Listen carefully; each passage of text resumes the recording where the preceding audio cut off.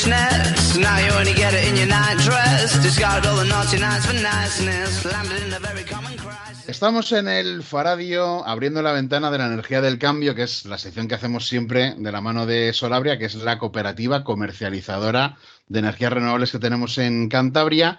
Y la última que habíamos hecho fue con Florian Enríquez, de Ecologistas en Acción, para hablar de la 34ª Semana de la Ecología del barrio Covadonga de Torrelavega. Hablábamos con él sobre la programación en general y hoy nos detenemos en un punto concreto de esa programación porque viene a Torrelavega Fernando Valladares, que es investigador, Centro Superior de Investigaciones Científicas, profesor de la Universidad Rey Juan Carlos. Muy buenas, Fernando, ¿cómo estás? Hola, ¿qué tal, Pablo? Encantado de estar una vez más aquí en este Faradio. Desde luego que para nosotros es un gustazo tenerte bueno, lo primero, te quiero preguntar por un evento 34ª edición de la Semana de la Ecología. Yo creo que esto es una demostración de que esto no es una moda que nos hemos inventado en 2015 o en 2020, que es hablar de la relación entre los seres vivos y el sitio donde viven y la interconexión que tenemos un poco entre todos. Yo creo que es de celebrar que hay un evento que ya diga 34 ediciones, ¿no? Sí, totalmente. Por suerte, estos años estamos viendo bastantes aniversarios de organizaciones, de clubs, de sociedades que tienen ese enfoque en la naturaleza y en el medio ambiente y en la ecología, ¿no? Y por un lado, revela que esto es una carrera de largo aliento, o sea que hay que aguantar el tirón porque esto nada se va a resolver en 10 minutos. Por otro lado, revela que hay mucha gente capaz de ir dando el relevo para que las cosas vayan continuando, empiezan unos, siguen otros, se arropan, tal, habrá momentos, digamos, de más participación, de menos, pero mira, se va logrando 30 y tantos años. Y en tercer lugar, creo que es importante la reflexión de que hay que irse reinventando con los tiempos, ¿no? Porque las circunstancias van cambiando, la geopolítica, las sensibilidades, las amenazas ambientales. La visión que la sociedad tiene de los grupos ecologistas, las ONGs y demás, pues también van cambiando y por tanto en estos 34 años pues ha habido que reinventarse y más rápido que va a haber que reinventarse por la velocidad a la que cambia todo, ¿no? Bueno, la charla que vas a tener, que va a ser el miércoles por la tarde en la parroquia del barrio Covadonga de Torrelavega, bueno, no es únicamente centrada en hablar sobre cambio climático, sobre ciencia, sino también el subrayar la importancia que está teniendo los bulos, las mentiras, la desinformación en todo lo que tiene que ver en noticias que al final afectan a nuestra vida de una manera o de otra, más de cerca o más de lejos, pero Claro. está habiendo demasiada desinformación y demasiada intención de colar discursos que no se apegan a lo que la ciencia comprueba, ¿no?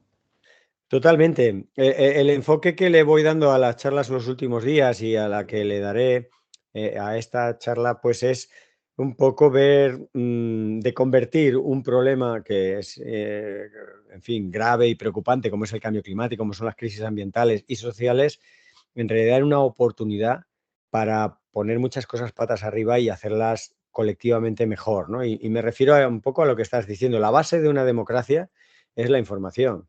Entonces, analicemos un poco entre todos y todas cómo podemos contrarrestar este deterioro en la calidad, en la fiabilidad, en la verificabilidad de la información que corre por las redes, sobre todo, pero que corre en realidad en la peluquería, en el mercado y corre por todos los lados, mezclada la información veraz con la información inventada, con los bulos del cuñado, con la gente interesada, un político que se inventa no sé qué, todo muy mezclado, ¿no? Y esto mina la democracia. Y la democracia no es que sea un sistema perfecto, todos le podemos encontrar pegas, pero es que no se nos ocurre hoy por hoy un sistema mejor. Y justo ahora que las cosas vienen de cara, ¿no? Vienen mal, vienen difíciles, pues no es el momento de minar la democracia. Quiero decir que no podemos, como dice, hay un dicho, ¿no? Que cuando cruzas un río no cambies de caballería. O sea, en el momento en el que estás afrontando una tremenda transición de muchas cosas y que tienes los problemas que tienes, no es el momento de debilitar la democracia.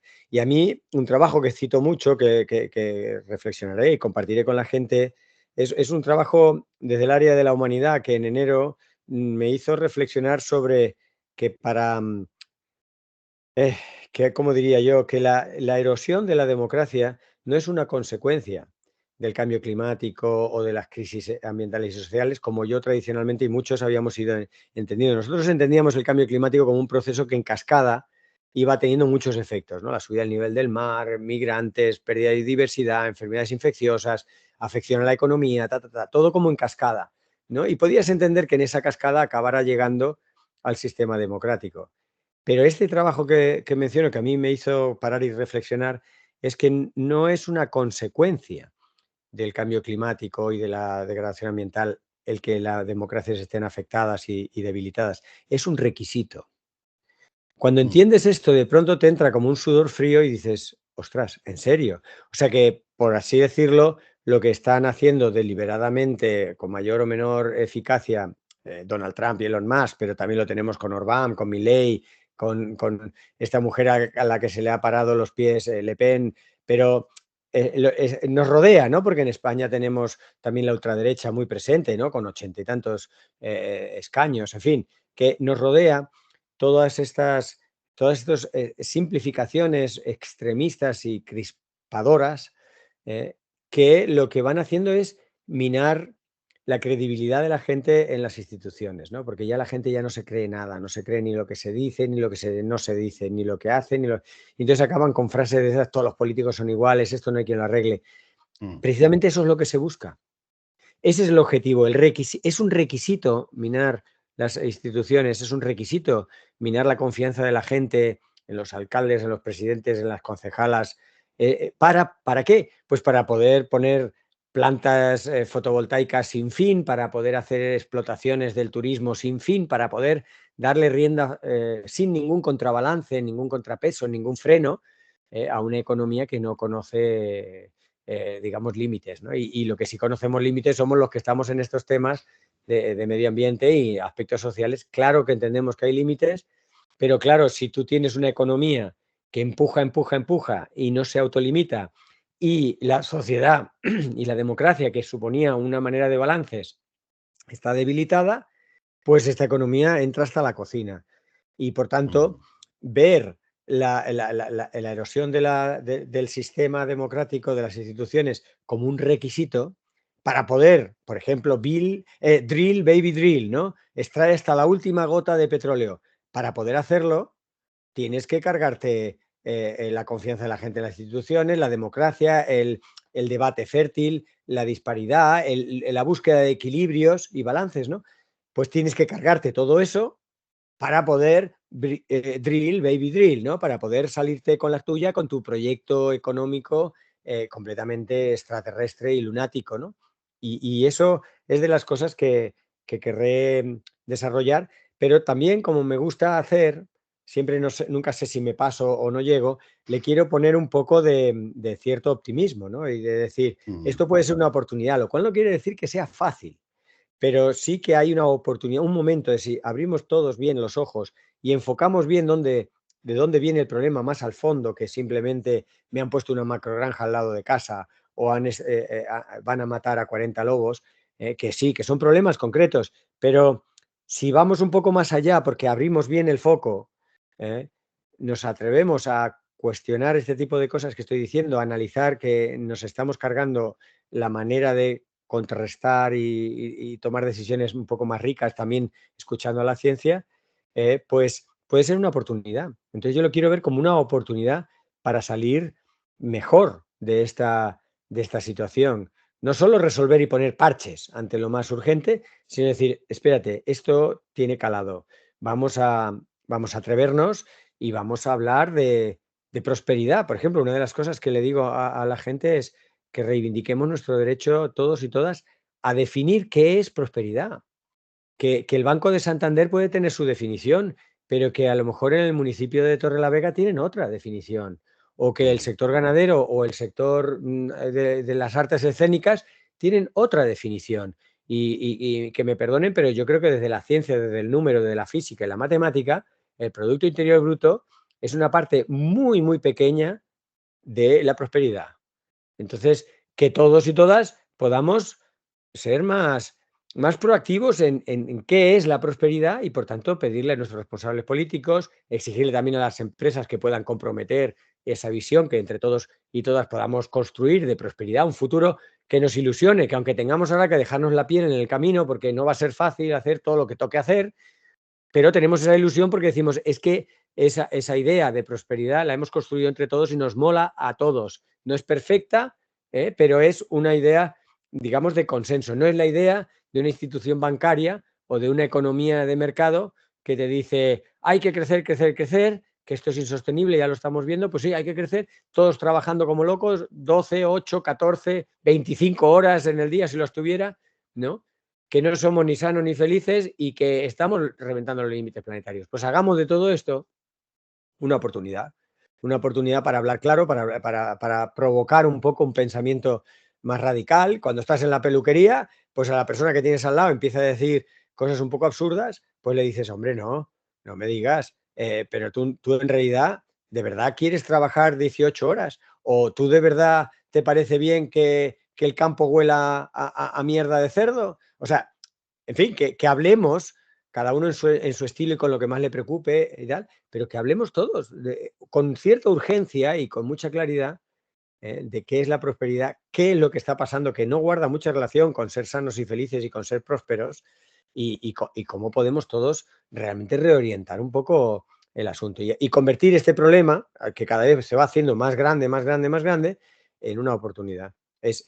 Para mí es lo más difícil, pero a la vez más esperanzador, y por eso me dejo la voz, el pellejo y todo lo que tengo para intentar mover a la gente que también me alimenten a mí con ideas locales, con ideas concretas, con ideas sectoriales, para yo aprender, ver las dificultades, ver las realidades, pero entre todos y todas ir fraguando un discurso más rico, más interesante, más ilusionante, pero que indudablemente va a tener un punto muy provocador, muy radical de cuestionar las cosas y que nadie, por favor, nadie me vuelva a decir esto siempre se ha hecho así y que eso sea un argumento. No, algunas cosas que siempre se ha hecho así, el queso idiazábal, pues está muy bien, que se siga haciendo, que está buenísimo.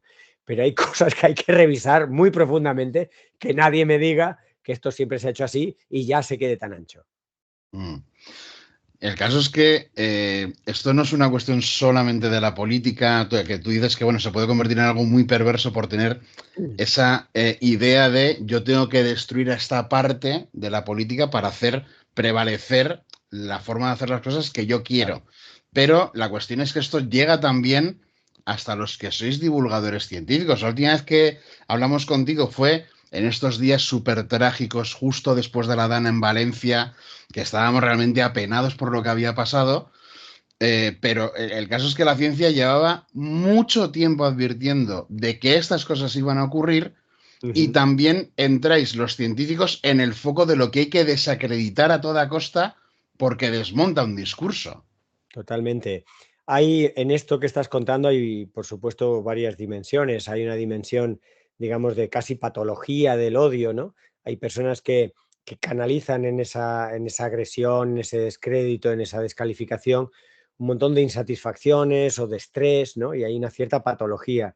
Pero luego también hay una cierta estrategia, ¿no? Una estrategia por parte, pues a lo mejor de algunos sectores de actividad económica o por parte de algunos medios de comunicación o por parte de algunos partidos políticos que les interesa, ¿no?, desacreditar a estos científicos que dicen cosas incómodas, a estos científicos que pueden dar argumentos a la ciudadanía para que digan no a este proyecto, que aunque traiga dinero, trae un dinero sucio, un dinero peligroso, un dinero que no nos interesa, ¿no? Mm. Y claro, si tú desarticulas al Valladares, al Turiel, a no sé quién, o sea, si no somos tantos, o sea, al final una veintena, una treintena de científicos que salimos un poco del ámbito de la zona de confort que se dice tanto, ¿no? Y salimos a intentar explicar por qué pasan las cosas que pasan y cómo podríamos hacer que fueran otras las cosas que pasen.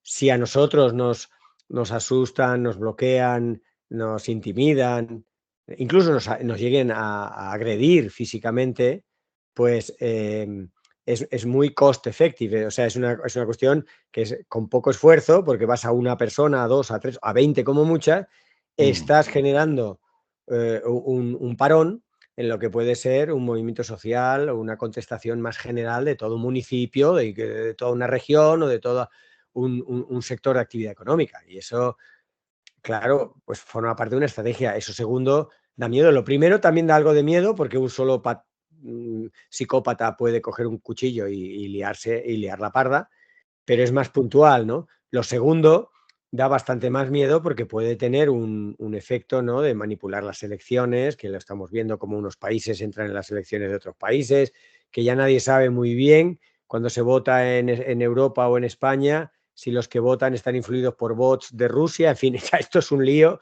tremendo, ¿no? Y eso da a veces un poco de miedo. Y si no recuperamos un poco una cierta visión crítica y un poco el control cada uno de lo que está pasando, somos un poco sujetos de estas estrategias que desde luego lo último que les interesa es nuestro beneficio social, colectivo, ¿no? Si no formas parte del selecto club de empresarios o ricos o inversores o lo que sea, no cuentas en la ecuación. Y la democracia lo que pretende es que cuentes también. Yo solo gano 1.000 eurillos, pero también puedo votar. Pues sí, claro que votas. Pero si solo ganas 1.000 eurillos, eso no compara con la fortuna de el CEO tal o el cual, y entonces, y eso es una de las fortalezas de la democracia cuando funciona, que no siempre funciona bien y ahí tal, ¿no? Y esa es de las esperanzas, es que se nos olvida, como hemos estado tantas décadas, digamos, en unas condiciones bastante democráticas en Europa y tal, se nos olvida que eso se te cae con un castillo de naipes y de pronto ves a gente muy atorrante como presidente del gobierno, que es el ejemplo que estamos todos, yo creo, todavía alucinando cada Mm, día con las noticias en la Casa Blanca, ¿no?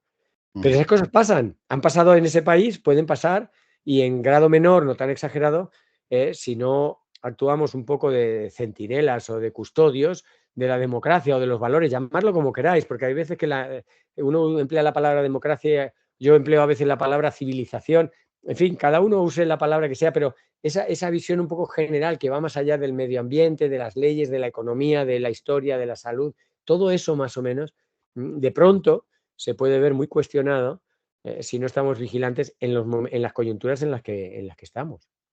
Mm. Bueno, siguiendo con la pregunta de antes, tú antes comentabas, bueno, que no me vengan con lo de que esto se hizo así toda la vida. El caso es Ujú, que con el descrito hacia la ciencia sí que ha sido un poco así toda la vida. Ahora es muy claro, visible por las redes sociales, pero antes de las redes sociales, y no hace falta remontarse a Galileo Galilei, sino que total. los discursos científicos, lo que proponía la ciencia a través de la observación, siempre ha tenido resistencias y no solamente por gobiernos que puedas decir que eran muy, muy, muy de derechas, de No, está otros claro. también eran muy resistentes a esto. O sea, la ciencia siempre ha chocado. O sea, la ciencia choca con muchas cosas, choca internamente, porque cuando un científico, por ejemplo, yo choco con otros científicos porque me dicen, Fernando, ¿qué haces tú diciendo lo que dices? Tú no eres un experto en esto, no eres un experto en aquello, y te ves hablando de democracia o de economía y tú eres ecólogo, ¿no? Entonces, choco internamente, ¿no? O la ciencia en general es muy conservadora. Hasta que no se demuestra fehacientemente algo, pues se agarra lo que se sabe, ¿no? Y en el cambio climático lo hemos visto. Hasta que no se demuestra una vinculación estadística de un determinado fenómeno extremo, no se dice que ha sido el cambio climático, cuando casi es blanco y en botella.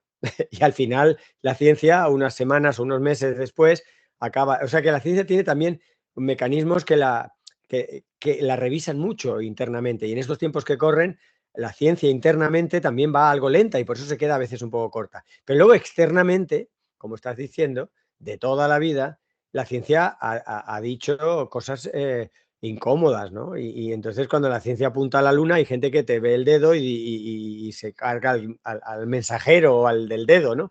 Y dices, oye, Mm, yo solo estaba apuntando para allí. A mí, me gusta en muchas charlas, sobre todo cuando las doy en un ambiente hostil, ¿no? Decir, deseo que todo lo que diga a partir de ahora sea falso o esté equivocado.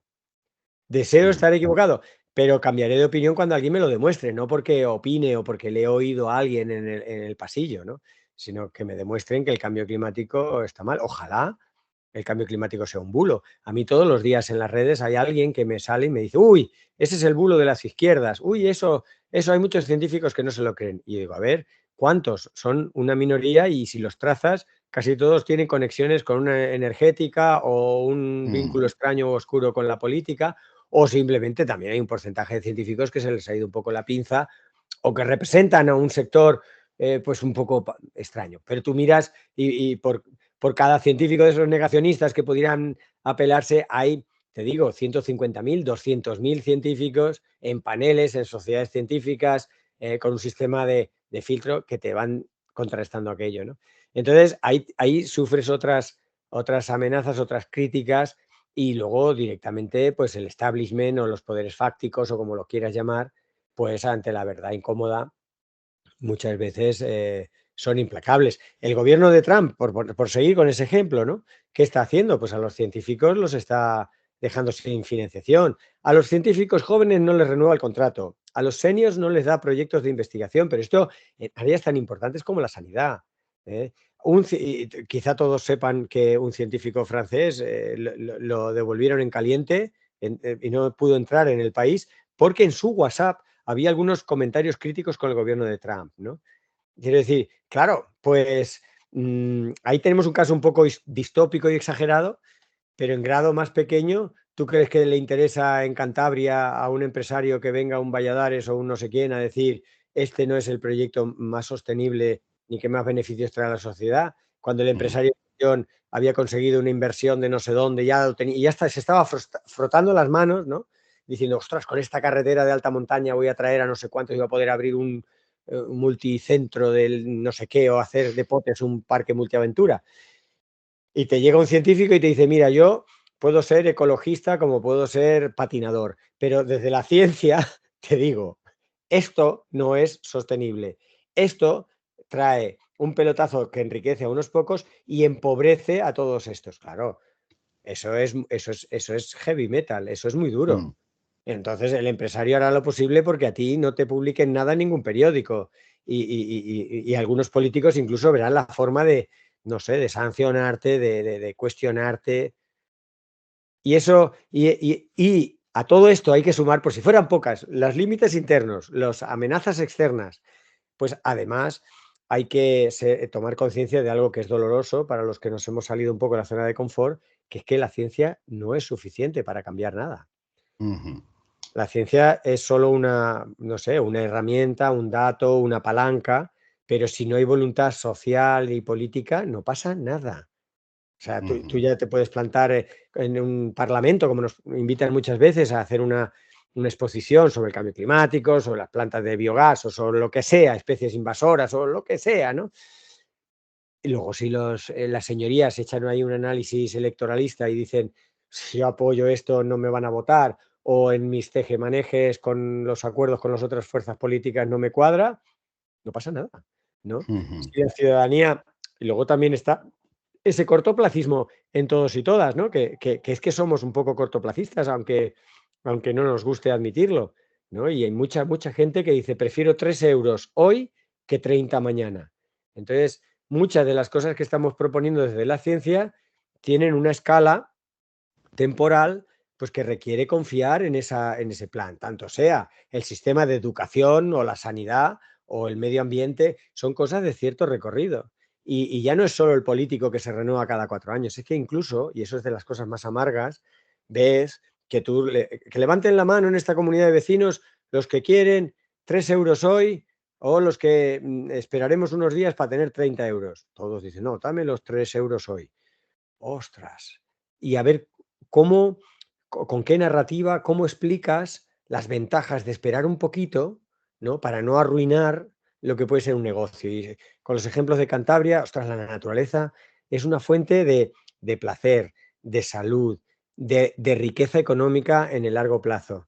¿Cómo te vas a cargar la naturaleza si es lo que a Cantabria le da identidad, dinero, salud? Es que no se me ocurren más cosas más importantes que la naturaleza en Cantabria.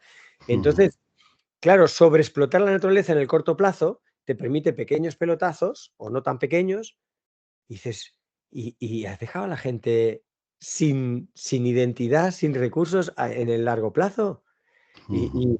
y- y cuando son los propios lebaniegos o los propios cántabros o cántabras las que te acaban diciendo, no, no, bueno, todo eso está muy bien en la teoría, pero a mí dame mis 1.500 euros por hectárea y ponme aquí lo que tengas que poner, digo, uff, yo no, yo como soy demócrata, como lo digo mucho, pues ostras, si la gente me dice mayoritariamente esto es lo que queremos, digo, pues apaga y vámonos.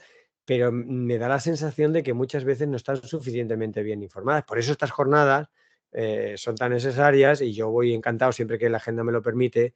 Por eso estas charlas contigo, Pablo, son tan importantes. Lleguemos a los que lleguemos, de estas cosas hay que hablar y generar un estado un poco de opinión crítico y que nos haga decir, aguanta los machos y aunque ahora al principio no lo entiendas muy bien o al principio no te venga, no sea tan conveniente, confía en la ciencia, contrasta, tampoco te digo que creas a pies juntillas lo primero que escuches, ten una cierta visión crítica, pero mira quién te dice qué, mira si hay conflictos de interés, sé un poco, entre todos, seamos un poco críticos y como una compañía que vive de hacer turismo, pues solo verá oportunidades en el turismo. Bueno, pues es su punto de vista. Cuando lleguemos a la decisión de que hay que desarrollar el turismo en Potes o en Torrelavega, pues esta es la empresa a la que contactar. Pero antes toma otras alternativas, compara, contrasta, porque si no, si le preguntas a la compañía del turismo, por seguir con el ejemplo, te va a decir, no, no, aquí tenéis que hacer un hotel de 10 plantas y tenéis que hacer una lanzadera que te comunique cada 15 minutos con un parque temático que ya estamos planeando en la ría de no sé, espera, espera, ¿esto es lo que necesitamos? Pues eso es un poco la dirección y te quiero preguntar, ya que has puesto el ejemplo de Donald Trump, que llevamos 3 meses viviendo en una distopía diaria, porque yo creo que pasa el tiempo y cada vez son más horas cada día las que dedicamos a hablar de los anuncios de Donald Trump, luego se cumplen al 100% o al 50% o lo que sea. Y citabas algo, yo creo que importantísimo en cuanto a la oportunidad que puede tener Europa, y es lo que hace a nivel científico en las universidades estadounidenses. Y si puede ser la oportunidad de que Europa, en vez de hablar tanto de rearme, amenazas bélicas, que si tenemos a Putin aquí al lado, si no puede ser el momento de fichar a los científicos que tienen menos oportunidad en Estados Unidos para hacer una Unión Europea realmente fuerte y encarrilada un poco, por lo menos intentarlo en la dirección correcta, ¿no? Totalmente. Lo que no sé cómo decirlo para que suene potente y que suene lejos de mis posibles conflictos de interés como científico. Pero realmente es una oportunidad fantástica. Además, es que fijaros que históricamente es el reverso de lo que ocurrió en la Segunda Guerra Mundial, donde los científicos europeos huían del nazismo y se iban a Estados Unidos, ¿no?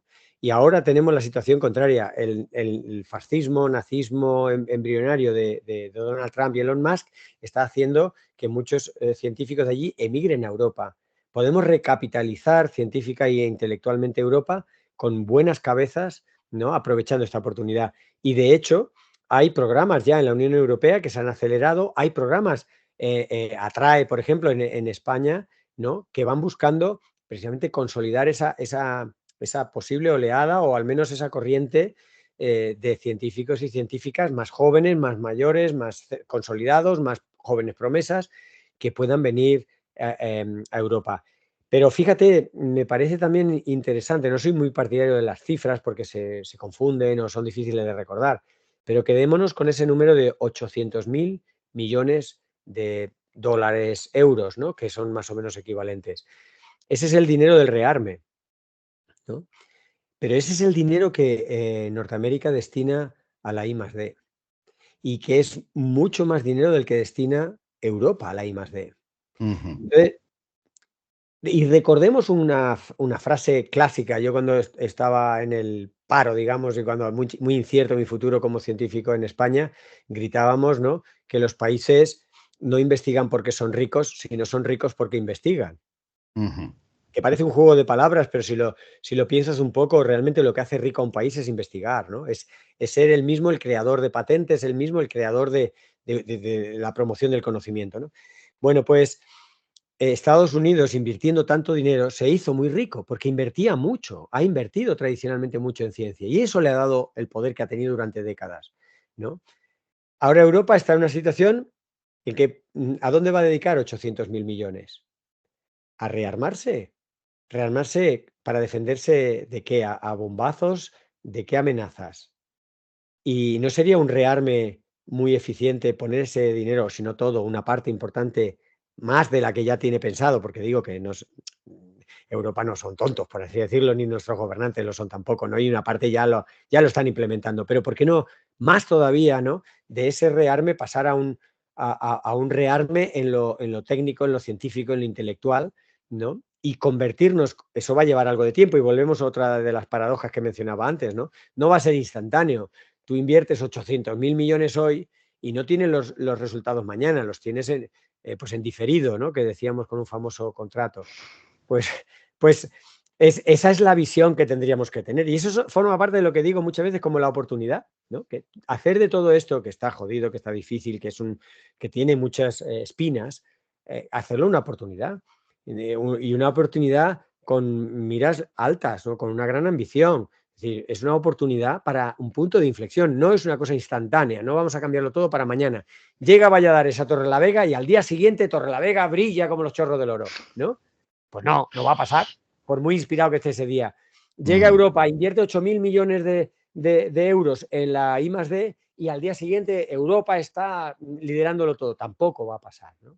Pero estas cosas con visión, ¿no? Si por seguir con esos ejemplos, si me permitís, pues llega Valladares a Torrelavega, encuentra a 3, esos amplifican el mensaje, lo hacen suyo, lo cuentan y tal, y se van formando una cascada de interacciones en las que yo fui una milésima, como el aleteo de una mariposa, pues igual trajeron a no sé cuántos investigadores de Estados Unidos, ellos solos tampoco lo cambian todo, pero empujaron digamos, un refuerzo de la investigación europea o española y de pronto, pues lo que era, con todos los aranceles y toda la que estaba viniendo encima, oh cielos, qué horror, unos años después, Europa supo hacer de aquello, Europa, España, Cantabria, Torrelavega, por ir haciendo cajitas rusas, ¿no? Pues fue haciendo de aquello una oportunidad, ¿no? Y que esa es, yo creo que la inteligencia, dedicar un rato a pensar en cómo esta situación que es ineludible está pasando,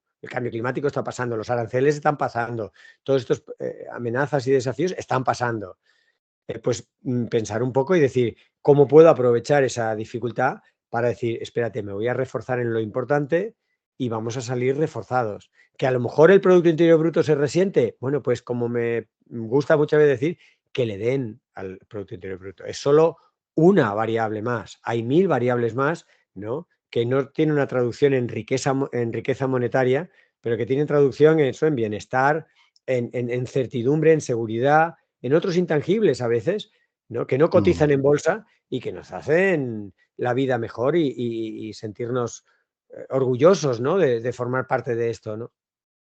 Bueno, supongo que muchas de las cosas que estás hablando en esta entrevista están incluidas en un proyecto en el que has participado que se llama Diálogos para ecologizar la comunicación. Yo creo que esto, aparte de ser el título de un libro, verdaderamente es el título del reto que tenemos por delante, Totalmente. precisamente Sí. para ver cómo permeamos y llegamos a más parte de la población que realmente por lo menos se para a reflexionar sobre si lo que le llega todos los días por un lado es realmente cierto o si no habrá que escuchar también un poco del otro lado por ver dónde está el equilibrio, al menos, ¿no?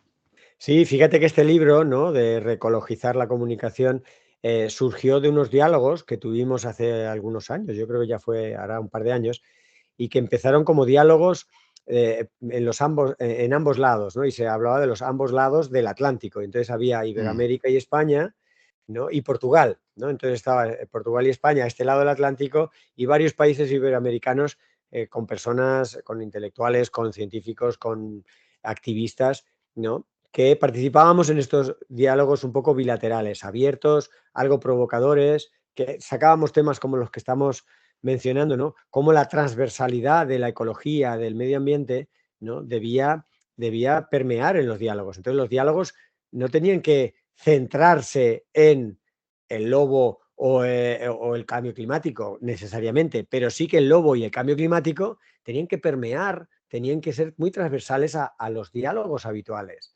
Cuando tú hablas del precio del aceite de oliva o el combustible del no sé qué, que permee en tu conversación esa dimensión social y ambiental van de la mano, ¿no? O sea, aunque nos hemos a veces divorciado un poco entre los sindicatos y las agrupaciones más sociales y los ecologistas y las agrupaciones más ambientalistas, en el fondo, medio ambiente y sociedad es que son dos caras de una misma moneda. Deberíamos ir, y ya se está empezando a ir por a fuerza Orcan, por las circunstancias en las que estamos, los dos palos, los dos ámbitos reciben muchos palos y nos estamos uniendo por suerte, ¿no?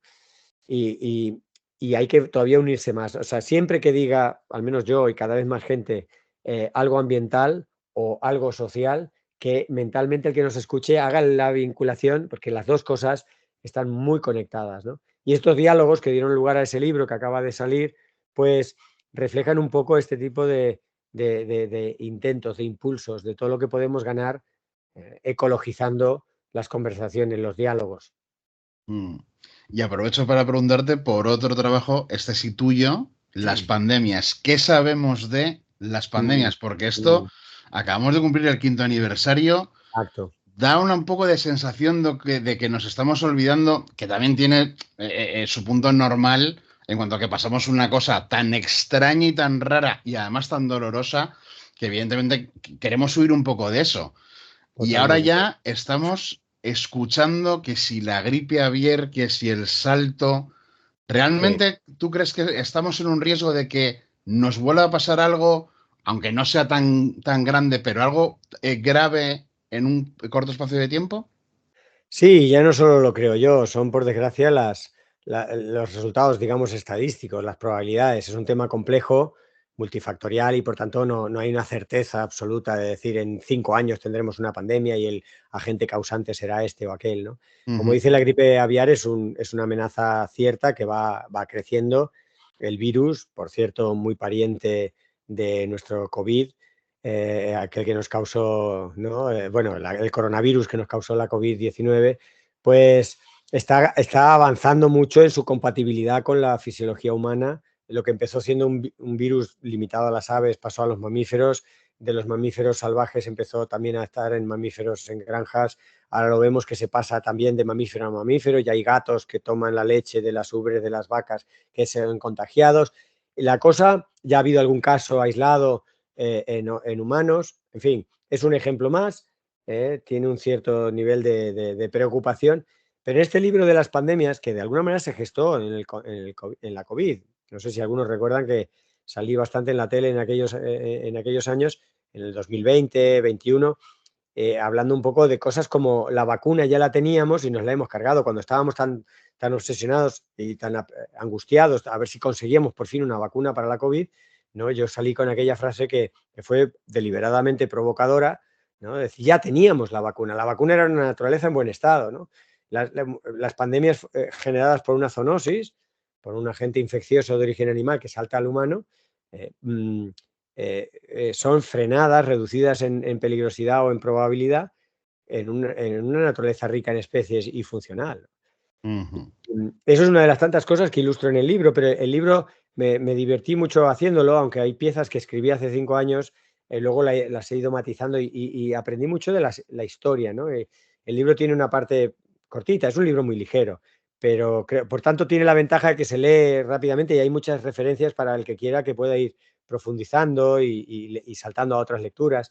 Pero tiene una parte cortita, fresca, que a mí me resultó muy interesante, que es la historia no hago una historia exhaustiva, que para eso está Wikipedia, pero sí que Ujú. tomo elementos de la historia y, por ejemplo, en clave casi de parodia, ¿no? Pues la peste antonina digamos, el consejero Antonino en el Imperio Romano, muy parecido a lo que estuvo haciendo Boris Johnson durante la pandemia, las fiestas, los bulos, las mentiras, las prácticas pseudocientíficas. Fíjate que durante la peste antonina estaba Galeno, se le podía haber escuchado, aunque él no sabía de zoonosis, pero sí tenía unos criterios científicos y se podía haber atajado muchos de los impactos de aquella peste.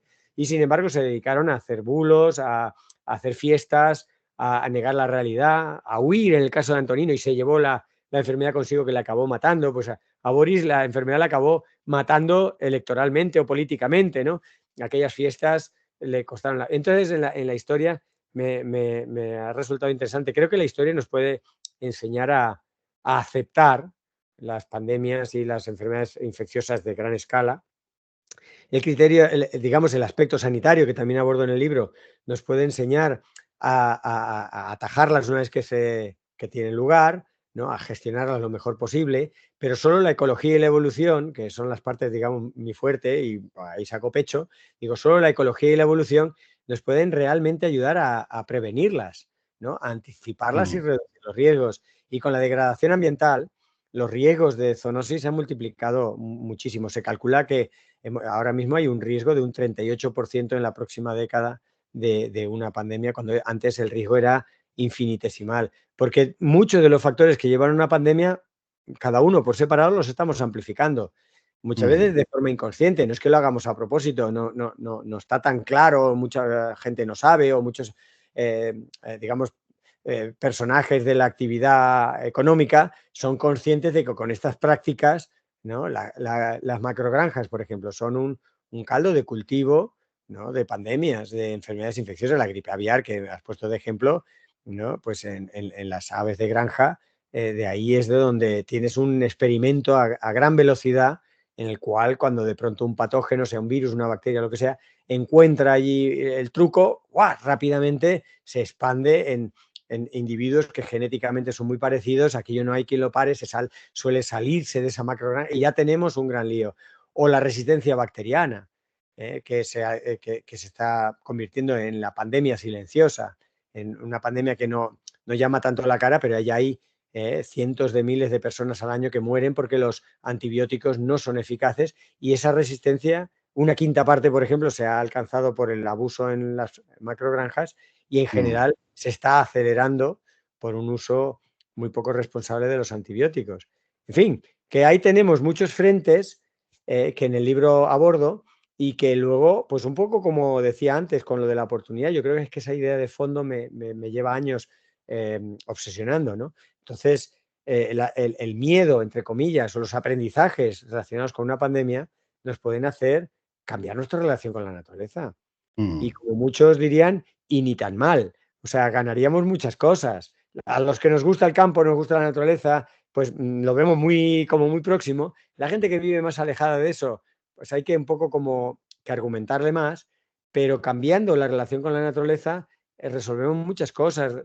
Mejoramos pues los gases de efecto invernadero y la crisis climática, las contaminaciones, la pérdida de diversidad, los riesgos de pandemias. Es que hay un montón de cosas que se derivan de algo que en el fondo es cambiar nuestra relación con la naturaleza, no llenarlo todo de proyectos industriales que al final, en el caso del lobo, pues uno de los argumentos que voy a volver a poner sobre la mesa, que ya lo puse en su día, ¿no? El lobo es un agente protector de enfermedades infecciosas, pero no solo el lobo, sino cualquier predador. En un sistema en el que no falta el predador, la tuberculosis bovina, que es un problema para la ganadería en Cantabria y como en tantos sitios, el mejor agente regulador es el lobo. Y además hay estudios hechos en el norte de España donde se ve que la presencia y la actividad del lobo reduce la prevalencia de la tuberculosis bovina. Dices, cuando esto se le dice a algún político que está atenazado por dos frentes, ¿no? Por un lado, la evidencia científica que le dice no desestructures una manada de lobos, no, en fin, no enredes. Y por otro lado, tienes al sector ganadero jaleado por algunos pocos que les meten la cabeza y le dicen, entonces algunos políticos ante esta tensión, pues dicen, pues vamos a llenar de cal los campos. Y uno le levanta así la mano y dices, es que la tuberculosis es una enfermedad respiratoria. O sea que ni siquiera eso, que nos podría parecer de entrada una locura, ni siquiera, es que además de locura es inútil. Entonces, no sé, yo como científico digo, la ciencia hay que escucharla. En lo posible creo que nos va a lucir el pelo si le hacemos caso. Pero ante todo soy demócrata, y si todos entendiendo bien las cosas decidimos A o B, pues lo acataré. Pero es que creo que no entendemos bien todo lo que podemos ganar, ¿no? Con una naturaleza en buen estado. Y de esto van estas jornadas, de poner en valor la naturaleza, que no solo es la de los, digamos, una fricada, una locura de los grupos ecologistas o de los naturalistas o de los amantes de la naturaleza, que es que hay muchas razones científicas y muchas razones objetivas para decir la naturaleza nos puede sacar de muchos líos, nos va a dar realmente ingredientes para esa nueva prosperidad, etcétera. Sobre todo el entender que, claro, tú si hablas de pandemia y salud pública, claro, son dos cosas que unes mentalmente muy deprisa, pero lo que hay que unir es la salud pública con todo lo que tenemos alrededor, con toda la naturaleza, con las otras especies, la biodiversidad como algo fundamental y que es verdad que estamos recortando muy mucho, pues para entender que formamos parte de un todo y esto hay que saber comunicarlo y en esas está Fernando Valladares. Recordemos que las jornadas son de martes a viernes los eventos en la parroquia del barrio Covadonga, el martes la conversación sobre turismo y vivienda y ecología en Cantabria, que van a estar Jesús Molinero, Marco Fernández y Diego San Gabriel. El miércoles la charla con Fernando Valladares. El jueves con Yayo Herrero, que va a tratar de explicar cómo es una transición ecosocial justa, que es la palabra clave de todo. Y después, el viernes, hay una proyección de un documental que, si no lo habéis visto, es una maravilla, que se llama Balika, que es sobre un proyecto de una ONG de Cabezón de la Sal en Nepal para tratar de que los niños desamparados sigan pudiendo ir al colegio. Y luego, conectado con el principio, con la primera charla, el domingo día 13 va a haber una ruta entre Loredo y Galizano, que es donde se hablaba de un proyecto calificado por el presunto promotor como la nueva Ibiza del Norte, que da como para salir corriendo. Sí, así que Fernando Valladares, investigador, profesor, para nosotros es siempre un auténtico placer hablar contigo. Esperemos que tengas una visita de lo más fructífera al barrio Covadonga de Torrelavega. Sabes cómo es la naturaleza de Cantabria y a poco que te alejes 5 minutos de Torrelavega tienes, bueno, para escoger. Desde luego que sí. Así que muchas gracias, como siempre, por atender la llamada del Faradio. Un placer, Pablo. Un saludo a todos y todas. Un abrazo.